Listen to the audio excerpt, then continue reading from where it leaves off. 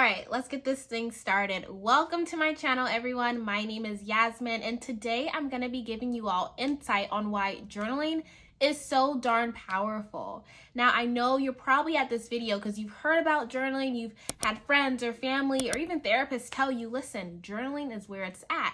And you're probably still like, but why? Like, I don't get it. We're just writing, or I'm just typing on a tablet. But I'm here to tell you that journaling it's so much more than just writing or typing on an iPad. Journaling literally gets to the core of who you are, what you're going through, what you desire, what you fear most, and that's why it's so powerful. You're probably wondering, how is this lady gonna sell me? Well, listen, I've been journaling since I was 9 years old. So I'm not trying to age myself, but definitely over 10 years now, I've been journaling and journaling consistently. And I'm here to tell you that from 9 to where I'm at now, it has continued to allow me to truly see my feelings and my thoughts and my opinions for what they really are, and allowed me to kind of get a good gist of who I am as an individual and what I have to contribute to the world. So, with that being said, please stick around to look at the 5 reasons why I think you should also be journaling. So the very first reason why you should definitely, that was Lent.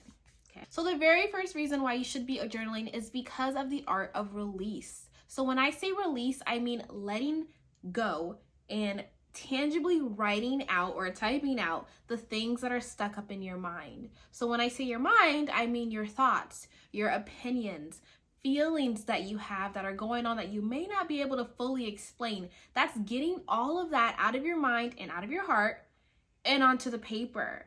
For reference, disclaimer, I'm going to be saying paper a lot, but definitely know that you can use an iPad, you can use a tablet, you can use your notes section in your phone, you can use a journal, a planner, wherever you have a sheet, you can use a Post-it note. I literally journaled on a Post-it note because I was at work and I needed to get it out and I had nothing but a Post-it.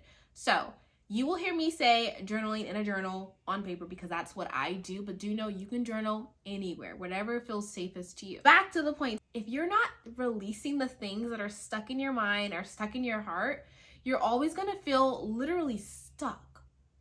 And I say stuck because if you never fully work through the things that you're feeling, or the way that people make you feel, or the thoughts that you have, and you're kind of just shoving them down or just simply leaving them up there, it messes with your productivity. It messes with, honestly, your sense of self, your ability to make wise choices, your ability to also just simply feel at peace with where you're at in the world and what you're doing. When I go to journal, it allows me to literally release everything from fears to worries to opinions, all my thoughts onto paper. And it literally frees up space in my mind. It's like deleting, you know, when your iPhone or your Android gets full, right? And you're like, oh man, I need to record another video, or oh man, I need to take more pictures. Whatever your thing is, you gotta delete stuff. Like, and it doesn't happen as often because you can buy iCloud storage or whatever cloud storage they have, but you gotta offload certain things so that you have more space. It's the same thing with your mind. And I know this is different for everyone, but when you release, it kind of opens you up to receive. So for me, as a Christian woman, when I release onto my journal my worst fears or my greatest desires, and it's just impending and it's on my brain, for me, it feels like it allows me to receive what God has for me. Whether it's a new way to think about things, or whether it's just the peace that I receive from God. And that happens, it always starts with me first and foremost releasing what's on my mind and trusting that once it's out on the paper, I can have peace in my heart.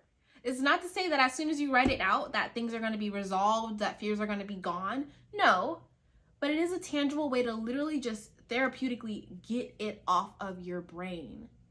It frees up space mentally. And I say mentally, touching my heart, because it also mentally affects your heart. Like, you're in your heart, it allows you to feel peace about things. It allows you to feel a sense of freedom. Like, you know what, this thing, this feeling, whatever, it's not bigger than me.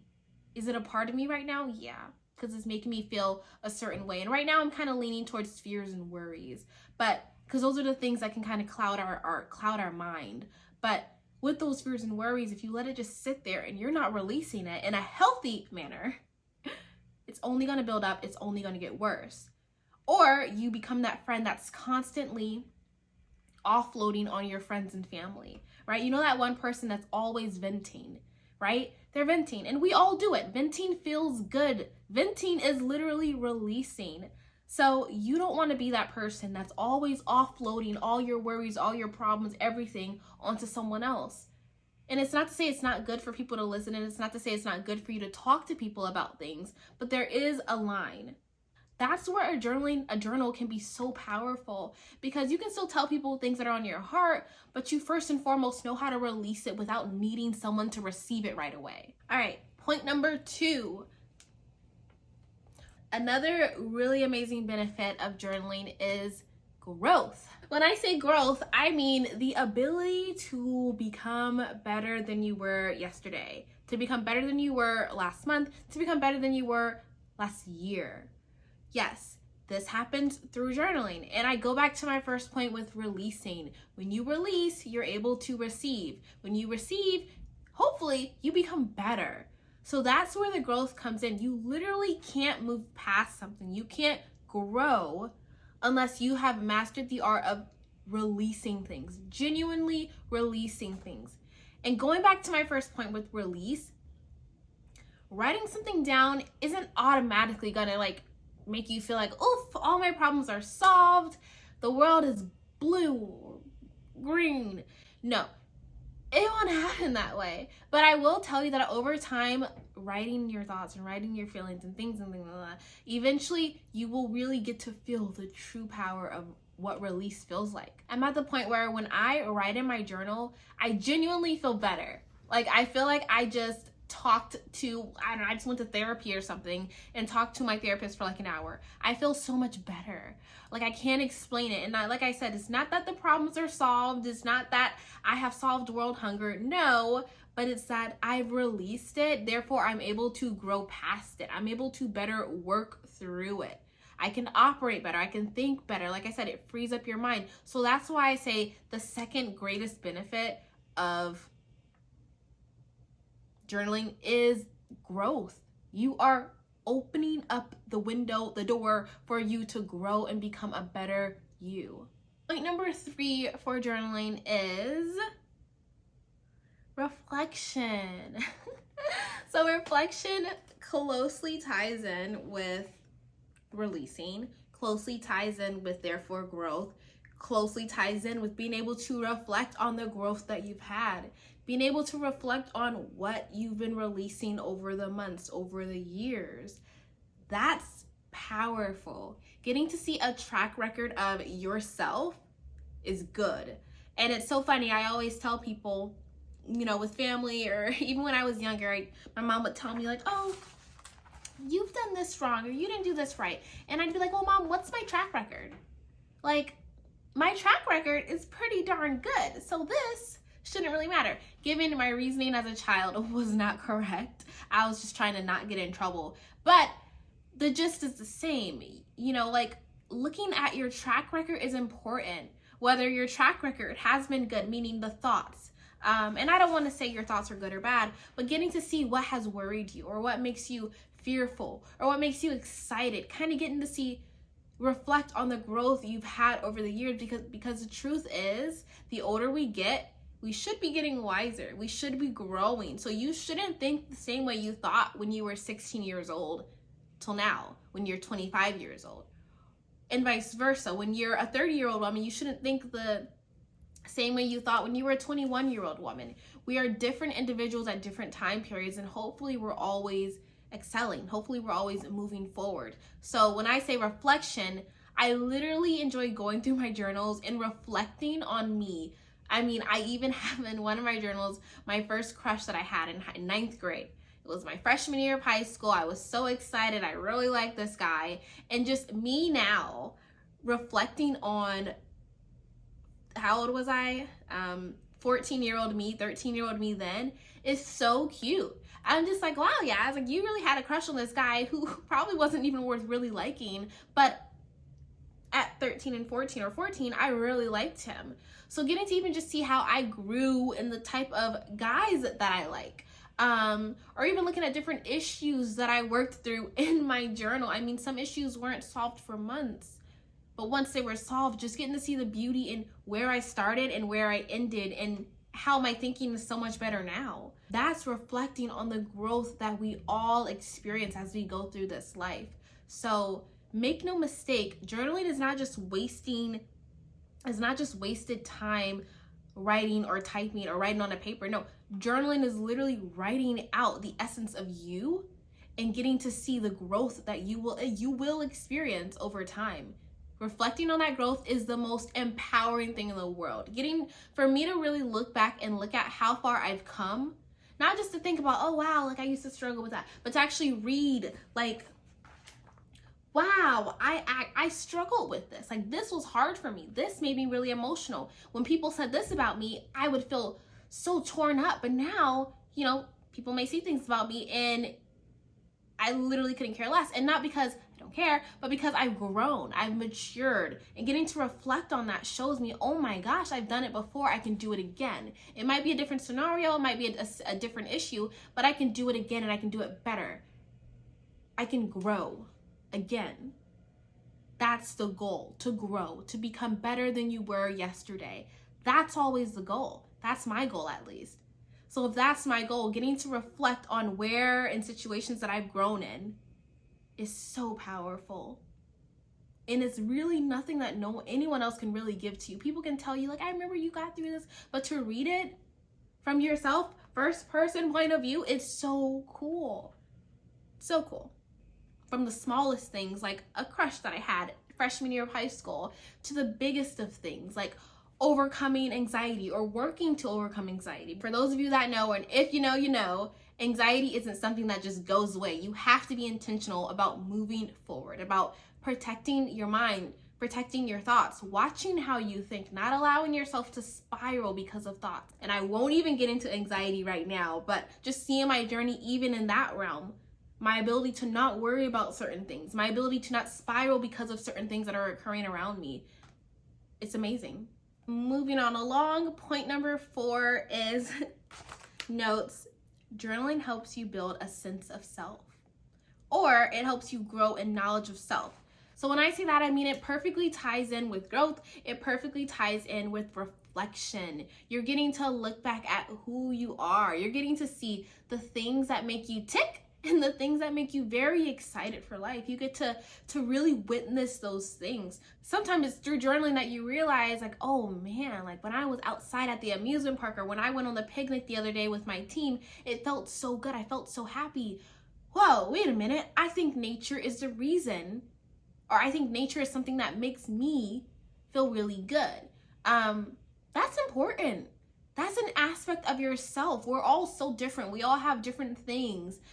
That's important. You're learning an aspect of yourself that is probably instrumental to you continuing to move forward and grow.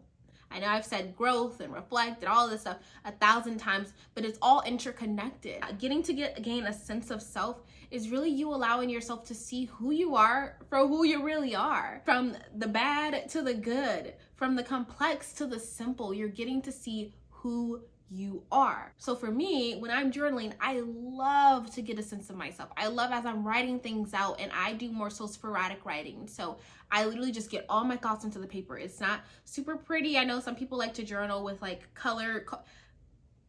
That's not my style of journaling, only because if I need it to get out of my mind. I mean, like, it's an emergency type thing. Like, I'm like, listen, I got to get it out of my head. It ain't no time to color code, nothing. I'm writing it out. And getting to just see those things, the things that make me tick, the things that excite me, the things that make me feel like most alive.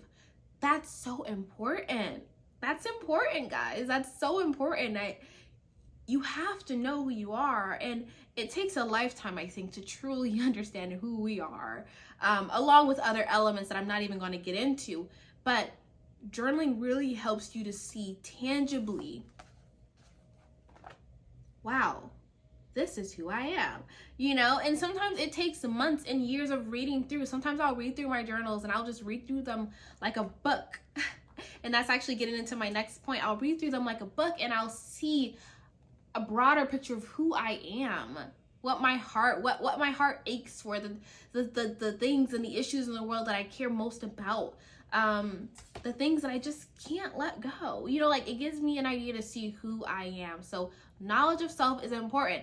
Knowledge of self affects your relationships. It affects how you parent. It affects how you interact with your family and your friends. It affects how you interact with your spouse or your boyfriend or your girlfriend. It affects how you work in the office. It affects how you operate on the day-to-day. Do you feel really lazy? Okay, why? Learn about yourself. What is it about you that makes you just feel very tired and fatigued? It could be a physical aspect, but a lot of times it's also up in here mentally. Who am I? What is it that's going up in here that's making me feel down? And the thing is, the more you learn about yourself, the more you have that sense of self or knowledge of self, the more you're able to see issues that you might be about to embark on a mile away. Like, you can look and be like, oh, wait a minute, I feel weird right here. Shoot, the last time I felt weird in this way, it's because I was about to have an anxiety attack. I don't know. You can just see from a mile away things that might trigger you in certain ways. And again, that has to do more with anxiety and worry. But even if it's just happy things, you can just see like, man, like, I know this feeling I have. I know when I start thinking like this, it's because of X, Y, and Z. You can kind of get a background and you're able to better diagnose yourself, not mentally or whatever, clinically. I'm not saying that. I'm just saying you're better able to diagnose what the issue is, what the situation is, and how you can help yourself move forward. And it helps you then to move past things faster, to get through things with more ease. And that's the goal. That's my goal, at least, y'all. All right, and last but certainly not least, I want to move into the last point. The last reason why journaling is so powerful, why it is useful, and why you should definitely be doing it. Notes. The last reason is because you're literally getting to write out your own storybook of your life. Like, not a fantasy life that you have, no, your actual personal life. You're writing out these events, you're reflecting, you're growing, you're looking at your track record, which is your journals. You're literally writing out the storybook of your life, and you're getting to read through that. You know what? Let me show y'all. BRB.